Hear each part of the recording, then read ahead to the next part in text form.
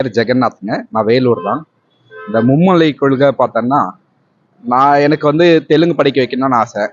இன்னும் என் பிள்ளை பசங்களெல்லாம் நான் தெலுங்கு படிக்க வைப்பேன். மும்மொழி கொள்கை எப்பவுமே வரவேற்றது தான். என்னோட பசங்க வந்து இப்போ நார்மலாக 2 மொழி கொள்கை தான் படிக்கிறாங்க. பட் தெலுங்கு படிக்கிறதுல எனக்கு தெலுங்கு படிக்க வைக்கணும்னு ஆசை. ஆனால் இப்போ இந்த மும்மொழி கொள்கை வந்து அது மூலமா அது நிறைவேறவும்ல. அதனால என்ன தப்பு இருக்குன்னு சொல்றேன். இன்னொரு லாங்குவேஜ் கத்துக்கிறதால என்ன தப்பு இருக்குன்னு நான் கேட்கிறேன். வருங்காலத்துல இனி வரும் பிள்ளைகளுக்கு இந்த 3வது மொழி கற்றுக்கொள்வது மிக மிகவும் நல்லது. அனைவரும் 3வது மொழி கற்றுக்கொள்வது மிகவும் மிகவும் நல்லது நல்லது நல்லது. என் பசங்க பெரிய பையன் ஹிந்தி கற்றுக்கிட்டோம், சின்ன பையன் கன்னடா கற்றுக்கிட்டோம், நடு பையன் பார்த்தீங்கன்னா மலையாளம் கற்றுக்கிட்டோம். 4 மொழி கற்றுக்கினா தான் நம்ம வளர முடியும். மத்திய அரசு சொல்லியிருக்கின்ற அந்த PM ஸ்ரீ அப்படின்ற திட்டம், அந்த திட்டத்தில் ஹிந்தி தான் நான் 3வது மொழியாக தேர்ந்தெடுக்கணும்னு சொல்ல. அதாவது இந்த இந்தியாவினுடைய மொழி ஏதாவது ஒரு மொழி, தெலுங்கா இருக்கலாம், கன்னடமாக இருக்கலாம், மலையாளமாக இருக்கலாம். என்னுடைய பசங்க 3வது வகுப்பு படிக்கிறாங்க. இன்னைக்கு கல்வி கட்டணம் செலுத்தக்கூட ரொம்ப ஒவ்வொரு வருடமும் என்னை போன்ற சாதாரண மக்கள் வந்து மிகப்பெரிய ஒரு 3 மாதம் அந்த பணத்தை திரட்டவே ஒரு பெரிய சுமையாயிடுது. இந்த சூழ்நிலையில இந்த திட்டம் வந்தா எங்களை போன்ற ஒரு சாதாரண மக்கள், ஏழை நடுத்தர மக்கள் வந்து எங்களுடைய பிள்ளைகளை அரசு கல்வியில தரமான கல்வி கிடைக்கக்கூடிய சூழ்நிலை ஏற்பட அரசு பள்ளிக்கே நாங்கள் அனுப்புவோம். என்னுடைய பிள்ளைகள் நிச்சயமா 3வது மொழி நிச்சயமா கத்துக்கணும். அது ஹிந்தின்னு நான் சொல்ல வரல, ஏதாவது ஒரு வாய்ப்பு அவர்களுக்கு வேணும். ஆகவே 3வது மொழி கற்கக்கூடிய வாய்ப்பு எல்லா மாணவர்களும் கிடைக்கும். தமிழ் ஆங்கிலம் வந்து இம்பார்ட்டன்ட் தான், ஆனால் ஹிந்தி படிக்கிறது வந்து தப்பு இல்லைங்கிறது என்னோட கருத்து. ஏன்னா இப்போ வந்து எல்லாம் அட்வான்ஸாக எல்லாமே போயிட்டுருக்கு.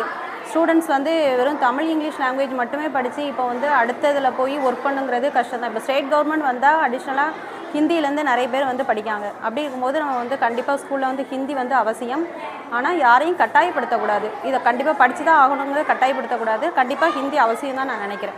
இப்போ தமிழ் ஆங்கிலம்ன்றது 2 மொழியை நம்ம கற்றுட்டு வந்துட்டுருக்கோம். இப்போ 3வது ஒரு மொழியை கற்றுக்கலான்னு சொல்கிறாங்க. ஆனால் கற்றுக்கறணுன்றது வேறு, கற்றுக்கிட்டு தான் ஆகணுன்றது வேறு. என்னோடய கான்செப்ட் என்னென்னா, அதை ஃபோர்ஸ் பண்ண வேணான்றது.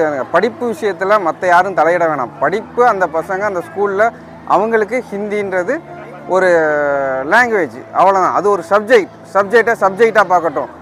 மொழியை கற்றுக்கறணும்னு நினைக்கிறவங்க, வெளியே போய் நான் வந்து லைஃப்பில் வேறு அடுத்த ஸ்டேஜுக்கு போகணுன்னு நினைக்கிறவங்க கற்றுக்கிற வேணான்னு சொல்ல. ஆனால் அதை யாரையும் கட்டாயப்படுத்த வேணாம், அதை அரசியல்படுத்த வேணாம், அதை வேறு மோட்டிவேட்டாக வேறு தவறான வழியில் கண்ணோட்டம் பண்ண வேணாம். படிப்பாக பார்க்கட்டும். ஹிந்தி தேவை தான், இல்லைன்னு நான் சொல்லலை. என் பிள்ளைகளும் படிக்குதுங்க.